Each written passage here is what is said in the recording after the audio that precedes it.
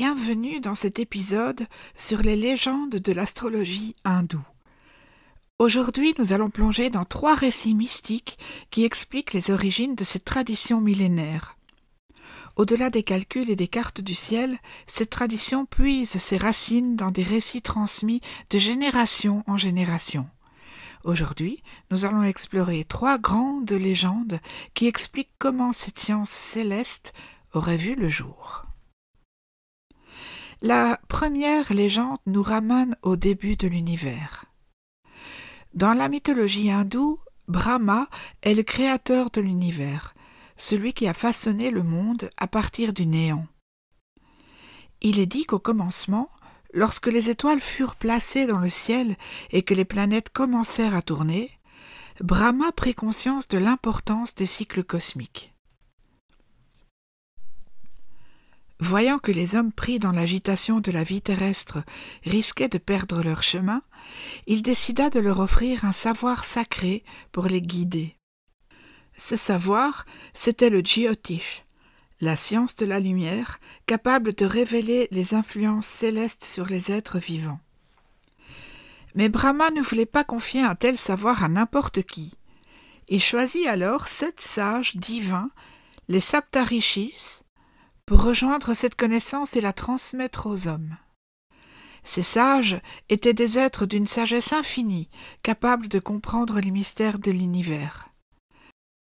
Les célestes, dotés d'un pouvoir incommensurable, furent chargés de guider l'humanité à travers les âges. Chacun incarnait un aspect unique de la connaissance divine.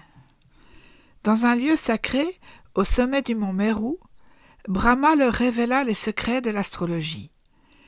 Il leur enseigna comment les mouvements des astres influençaient le karma des êtres vivants, comment interpréter les signes du ciel et utiliser cette science pour le bien de l'humanité. Les Saptarishis descendirent ensuite parmi les hommes et partagèrent cet enseignement. Ainsi naquit l'astrologie hindoue, non comme un simple art divinatoire, mais comme un outil spirituel, une clé permettant à chacun de comprendre son chemin de vie. Notre deuxième récit met en scène Surya, le puissant dieu du soleil. Né de la déesse Aditi, Surya apparut dans un éclat de lumière si intense que les 3 mondes furent embrasés par sa chaleur. Un jour, dans toute sa splendeur rayonnante, il descendit sur terre sous une forme humaine. Il voulait partager un savoir précieux capable de révéler aux hommes les mystères du temps et du destin. Car Surya n'était pas seulement une source de lumière et de chaleur, il était aussi le détenteur d'une connaissance cosmique profonde. On raconte que le dieu soleil décida de partager les secrets du Jyotish, l'astrologie védique, avec les sages de la terre. Assis sur son char doré, tiré par 7 chevaux représentant les 7 couleurs de la lumière et les 7 chakras du corps, Surya parcourut le ciel pour enseigner. Son chariotier, Arun, le dieu de l'aube, le précédait toujours pour préparer son arrivée. Les sages, éblouis par la sagesse de Surya, absorbèrent avidement ses enseignements. Ils apprirent à lire les mouvements des planètes, à interpréter les signes célestes et à comprendre l'influence des astres sur le destin humain. Ainsi naquit la tradition du Jyotish transmise de génération en génération jusqu'à nos jours. Une autre version de la légende explique que Surya a choisi un disciple, Maharishi Parashara, un grand sage et ascète qui cherchait à percer les secrets du cosmos. Pendant de longues années, assis au bord du Gange, Parashara a reçu l'enseignement divin du soleil.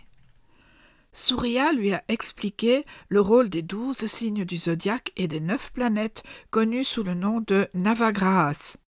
Il lui a également révélé le système des dachas, ces cycles planétaires qui rythment la vie humaine, et il lui montra comment calculer avec précision la position des astres à la naissance d'un individu.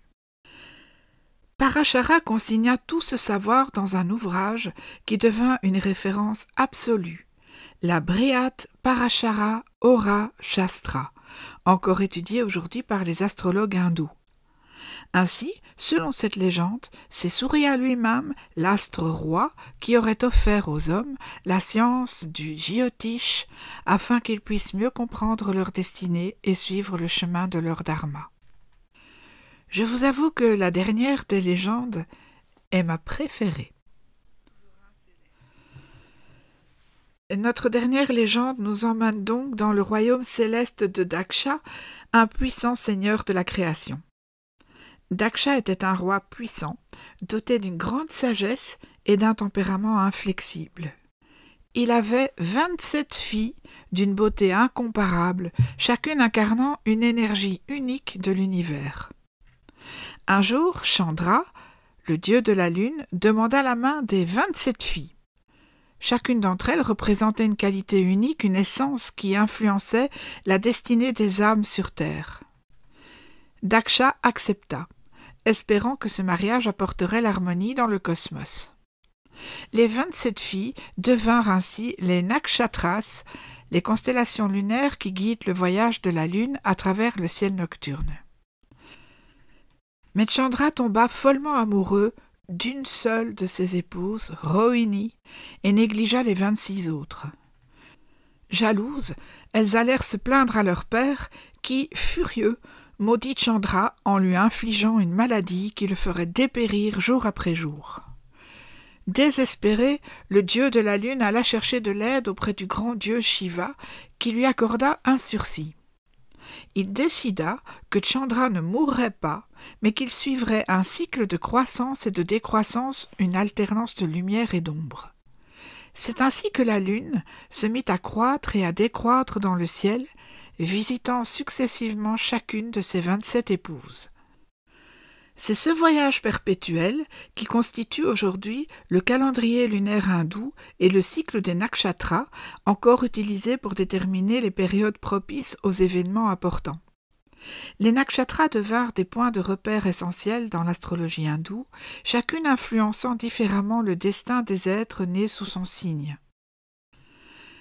Ces légendes, transmises à travers les âges, illustrent la profonde connexion que l'astrologie hindoue établit entre le ciel et la terre, le divin et l'humain. Elles nous rappellent que, dans cette tradition, chaque étoile, chaque planète a une histoire à raconter et une sagesse à partager. Merci d'avoir écouté ce voyage à travers les mythes de l'astrologie hindoue. Que l'on y croit ou non, ces récits nous offrent une vision poétique et mystique du cosmos. Si ces légendes vous ont intrigué, restez à l'écoute pour de prochains épisodes où nous aborderons d'autres facettes passionnantes, notamment de l'astrologie hindoue.